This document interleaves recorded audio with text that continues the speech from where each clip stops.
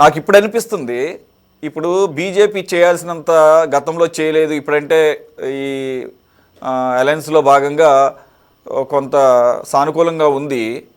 కానీ అసలు ఈ విడగొట్టబడినటువంటి ఆంధ్రప్రదేశ్ ప్రజలకి ఇష్టం లేనటువంటి విభజన జరిగింది కాబట్టి, రాజధాని కోల్పోవడం ద్వారా నష్టం జరిగింది కాబట్టి, ఆ నష్టానికి సంబంధించిన డెసిషన్ తీసుకున్నది జాతీయ పార్టీలైన కాంగ్రెస్ బీజేపీలు కాబట్టి వాళ్ళు పూర్తి స్థాయిలో మద్దతు ఇచ్చి పార్లమెంటులో రాష్ట్రాన్ని విడగొట్టి రాజధాని లేకుండా మనము 10 సంవత్సరాల పాటు ఉండాల్సిన పరిస్థితి ఉంది. ఉమ్మడి రాజధాని అది ఉన్నా కానీ మనం గత 5 సంవత్సరాల్లో అయితే అసలు literally there is no capital for Andhra Pradesh other than common capital of Hyderabad, అదేదో బై రూల్ అంత పేరుకి మాత్రమే.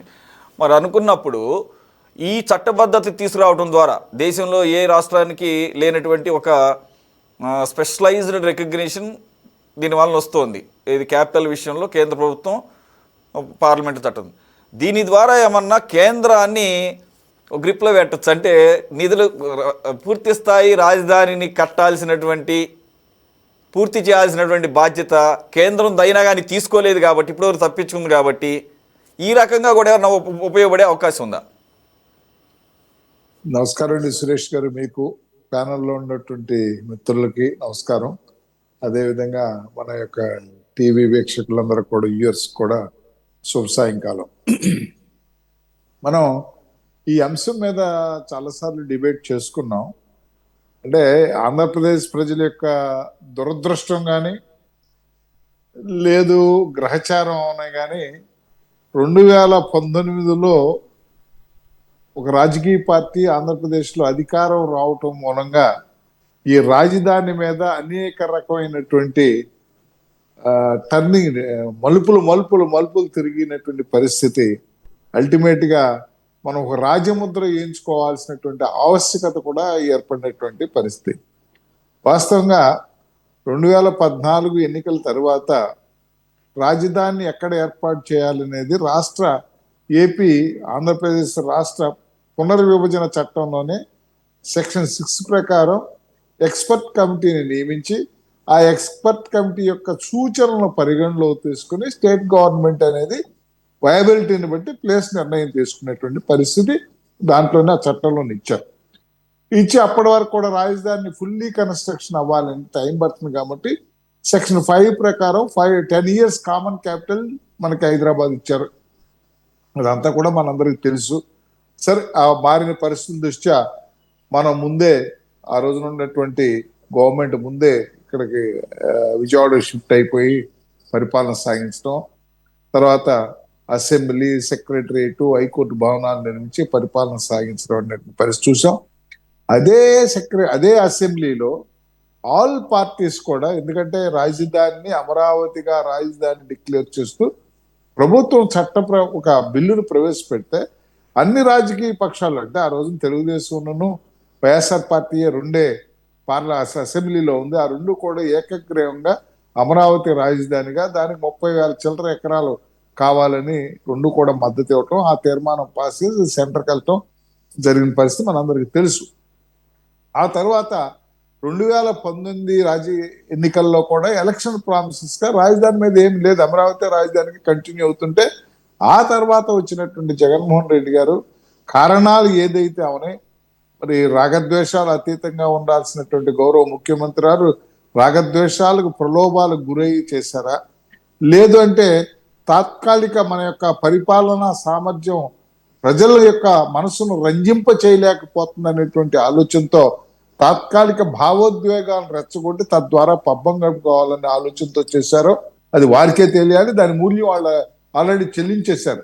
ఎందుచేత 3 ముక్కల ఆటగా ఒక రాజధాని అమరావతిలో అది సెక్రటరీ, ఇది అసెంబ్లీ అని, మెయిన్ రాజధాని వైజాగ్ లో సెక్రటరియట్ అని, న్యాయ రాజధాని కర్నూలు అని 3 ముక్కల ఆటతో చాలా హాస్యాస్పదమైనటువంటి చిన్నపిల్లలు కూడా నవ్వుకునేటువంటి పరిస్థితిలో ఈ రాష్ట్రాన్ని తీసుకొచ్చినటువంటి పరిస్థితి మనం చూసాం.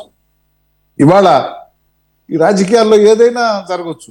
ఎందుచేతంటే 23 సీట్లు ఉన్నటువంటి తెలుగుదేశం పార్టీ, 151 సీట్లు ఉన్నటువంటి వైఎస్ఆర్ పార్టీ 11 సీట్లు పడిపోయి 23 సీట్లు ఉన్నటువంటి తెలుగుదేశం పార్టీ వాళ్ళు అప్రహతంగా 123 సీట్లతో కూటమి ప్రభుత్వాన్ని ఏర్పాటు చేసుకునే పరిపాలన సాగించే పరిస్థితి. రాజకీయాల్లో వాళ్ళు ఏదైనా సాధించవచ్చు, కానీ రాజకీయాలతో పాటు రాజకీయ పార్టీల యొక్క మనస్తత్వాన్ని కూడా, ఎందుకంటే ఒక ఒక బలమైనటువంటి స్థిరమైనటువంటి సిద్ధాంతం లేకుండా ఏ ఎండకు ఆ గొడుగు అన్నట్టుగా తాత్కాలిక నిర్ణయాల వలన ఆంధ్ర రాష్ట్ర ప్రజలు ఇబ్బంది పడుతున్నారు. అభివృద్ధి అనేది కుంటుపడిపోతుంది.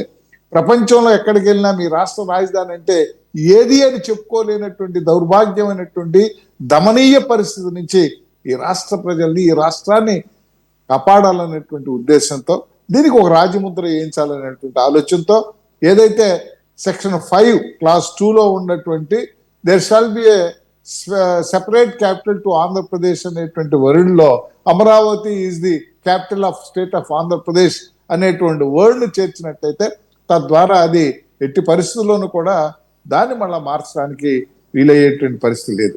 అంటే రాజకీయాల్లో పార్లమెంటరీ ప్రజాస్వామ్యంలో అబ్సల్యూట్ మెజారిటీ వస్తే మనం మార్చొచ్చు, కానీ అప్పటికి మొత్తం అంతా కూడా రాజధాని నిర్మాణం పూర్తి అయిపోవటం అన్నీ కూడా జరుగుతాయి కాబట్టి ఇబ్బంది ఏమి లేదు.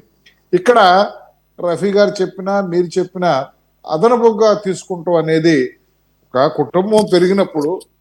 కుటుంబం పెరిగినప్పుడు ఆ కుటుంబంలో సభ్యుల యొక్క అవసరాల కోసం ఎట్లయితే గృహాన్ని మనం విస్తరించుకుంటామో రాజధాని కూడా విస్తరించుకోవచ్చు. దానికి ఎవరి పర్మిషన్ అవసరం లేదు.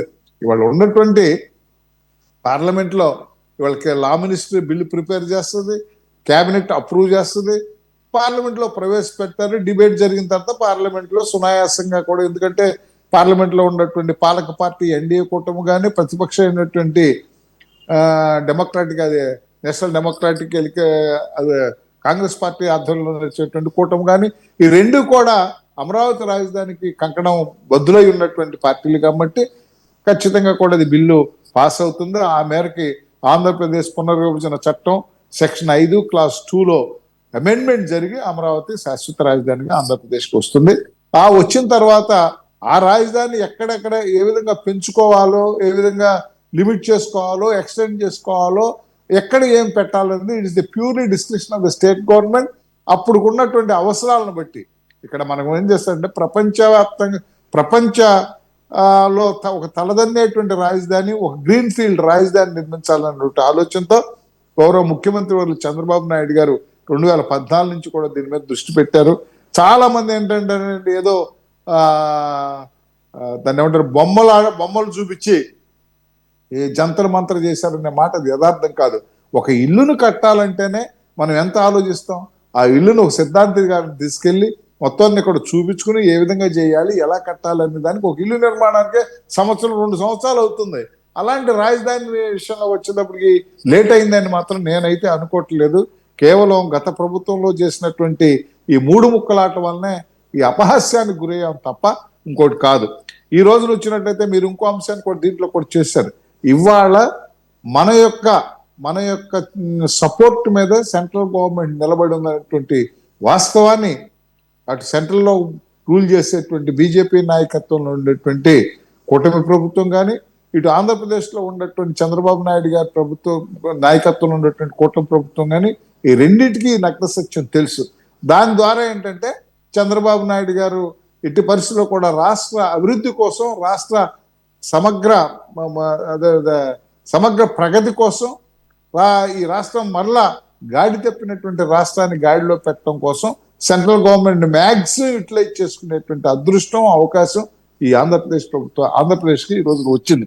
అట్లాగే సెంట్రల్ గవర్నమెంట్ కూడా మొత్తం ఈ మోడీ గారి యొక్క థర్డ్ రీజియం ఖచ్చితంగా కూడా ఏపీ వల్లనే మనం థర్డ్ రీజియం, మూడో పరిపాలన సాగిస్తాం, 3వ టర్మ్ అనేటువంటి ఆలోచనతో అది కూడా ఉదారంగా ఉండటమే కాకుండా ఇక్కడ బలమైనటువంటి రాజకీయ నాయకత్వం ఉంది కాబట్టి ఈ రాజకీయ నాయకత్వం ద్వారా అటు మా నాయకుడు జనసేన పార్టీ అధ్యక్షులు గౌరవ ఉప ముఖ్యమంత్రులు పవన్ కళ్యాణ్ గారి యొక్క సర్వీసెస్ సదరన్ స్టేట్స్ లో కూడా వినియోగించుకోవాలంటే ఆలోచనతో ఉదారంగా మనకు అన్ని విధాలుగా ఇతోధికంగా సహాయం చేసేటువంటి ఆలోచన కేంద్ర ప్రభుత్వంలోకి వచ్చింది. వచ్చే పరిస్థితిని మనం తీసుకొచ్చుకున్నాం. ఇక్కడ పరిస్థితి ఎట్లా ఉందంటే, ఒక పక్కన రాజధాని విస్తరణతో పాటు ఎందుకంటే ఏ రాజధాని కట్టినా కూడా మనం చూసినట్టయితే నది పక్కన కట్టినటువంటి రాజధాని చాలా అద్భుతంగా కూడా చాలా భవిష్యత్తు దానికి కనపడేటువంటి పరిస్థితి. రాజధాని నిర్మాణంతో పాటు ఇక్కడ మనకి అటు ఉత్తరాంధ్రకు కావాల్సినటువంటి డెవలప్మెంట్ కావాల్సినటువంటి ప్యాకేజ్, అదేవిధంగా రాయలసీమకు కావాల్సినటువంటి ప్యాకేజ్.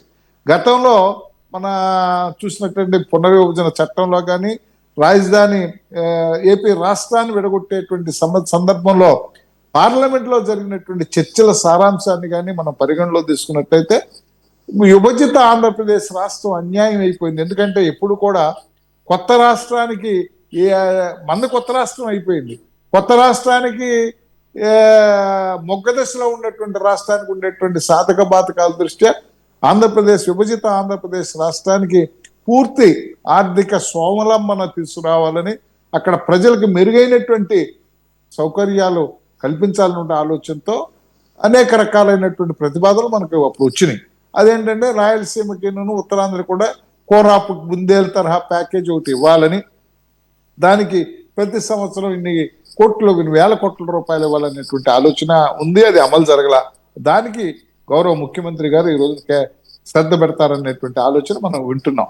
అందుచేతనే తెలుగుదేశం పార్లమెంటరీ పార్టీ యొక్క మీటింగ్ లో అటు నాయకుడైనటువంటి చంద్రబాబు నాయుడు గారు, జాతీయ పార్టీ అధ్యక్షుడు చంద్రబాబు నాయుడు గారు కానీ, జాతీయ పార్టీ ప్రధాన కార్యదర్శి నారా లోకేష్ గారు కానీ వారి ఎంపీలకి దిశ నిర్దేశం చేసి ఒక్కొక్క ఎంపీని ఒక్కొక్క శాఖ షాడో మంత్రిలాగా వారిని ఏర్పాటు చేసి ఖచ్చితంగా కూడా ఈ ప్రయోజనాన్ని కూడా సాధించాలన్నటువంటి ఆలోచన మనం చేస్తున్నాం. ఇదంతా ఏం చేస్తుందంటే ఎక్కడైతే రాజకీయ స్థిరత్వంతో పాటు రాష్ట్ర రాజధాని కూడా ఒక ఐడెంటిఫికేషన్ అండ్ ఫిక్సేషన్ అయినట్లయితేనే వ్యాపార సంస్థలు కానీ పారిశ్రామికవేత్తలు కానీ లేదంటే అన్ని రంగాల్లో ఉన్నటువంటి ప్రపంచవ్యాప్తంగా అన్ని రంగాల్లో ఉన్నటువంటి సంస్థలు కానీ ఆ ప్రాంతానికి వచ్చి ఆ ప్రాంతంలో వారి యొక్క కార్యకలాపాలను స్టార్ట్ చేసుకుని తద్వారా ఈ రాష్ట్ర ప్రజల యొక్క అభివృద్ధికి, ఈ రాష్ట్రంలో ఉన్నటువంటి యువతకి ఉపాధి కల్పించడానికి,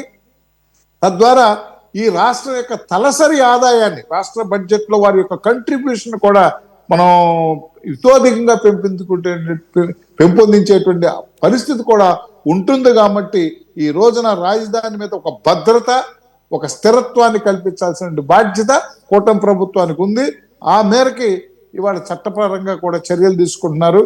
ఇది ఖచ్చితంగా కూడా ఆంధ్రప్రదేశ్ రాష్ట్ర ప్రజల పురోభివృద్ధికి, రాష్ట్ర సమగ్రాభివృద్ధికి, రాష్ట్ర భవిష్యత్తుకి ఒక చక్కటి అవకాశంగా నేను భావిస్తున్నాను. ఓకే.